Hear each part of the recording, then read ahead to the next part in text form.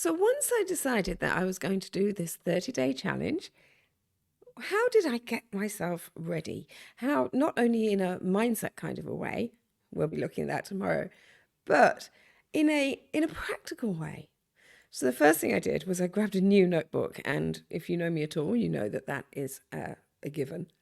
I started off by writing out a table. No, I wasn't just procrastinating, and I am always guilty of that. But this one is sensible and really needed to get my head around what I'm doing when. And I will put the headings that I used down in the description below.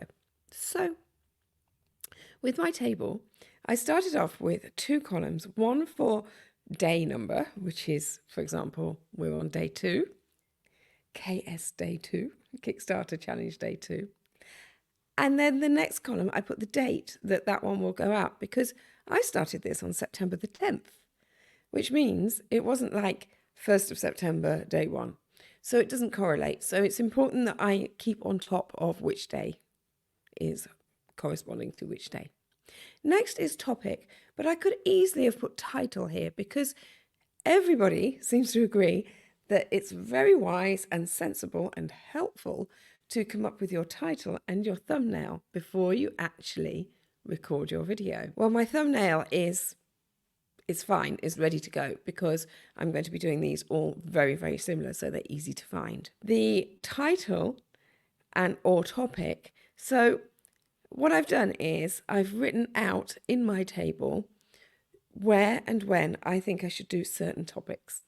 And the topic leads very much into the title. The title I might tweak slightly, depending on, for a start, I'm with vidIQ, which means they give me a score for what my title is like. So if I, for example, put, with this one, if I called it Prepping for My Challenge, and then I've typed that in, and vidIQ says, well, it's not very good, it only gives me like a red or an amber, then I tweak it slightly until I get a green score, because then I know that it's a much more searchable title, because they've done the work for me, they've done the research for me. So obviously I'm going to use that resource. I'm not glued to the titles that I've got written down in this column, which is why I call it more of a topic. It's more sort of a ballpark idea. The next column is ready, question mark. Now, the reason I've put ready instead of splitting it up into, have I written out my bullet points? Have I filmed it? Have I edited it? Have I added any B-roll if I want to add B-roll? The reason I haven't done it like that is, for a start, because I would just be procrastinating, adding little ticks for the sake of it. Secondly, I just need to know if it's ready. That's all I need to know. So, ready. And then the final one, which I didn't think I would need, but I'll explain why in a moment, is scheduled for. Now, question mark. I wasn't planning on batching any of these particularly, but one of the ladies who is doing the challenge with me, and it's great, we've got this community of midlife YouTubers, and a few of us are doing the challenge together, which is so exciting, and I will pop their links down below so that you can go along and follow them too and see how they're getting on.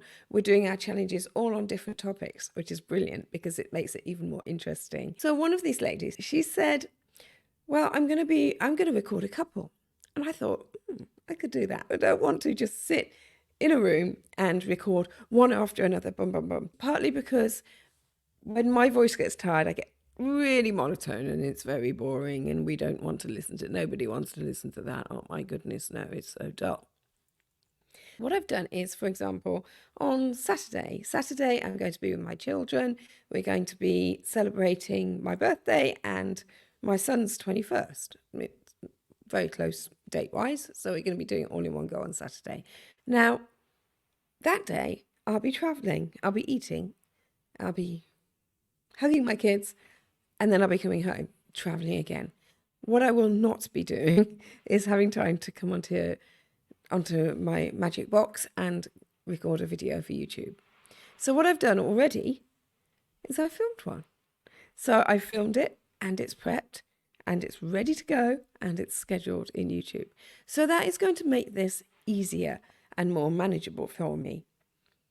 Yes, I want to do a mix because, as I say, I want to be able to keep it fresh and I want it to be able to be reactive.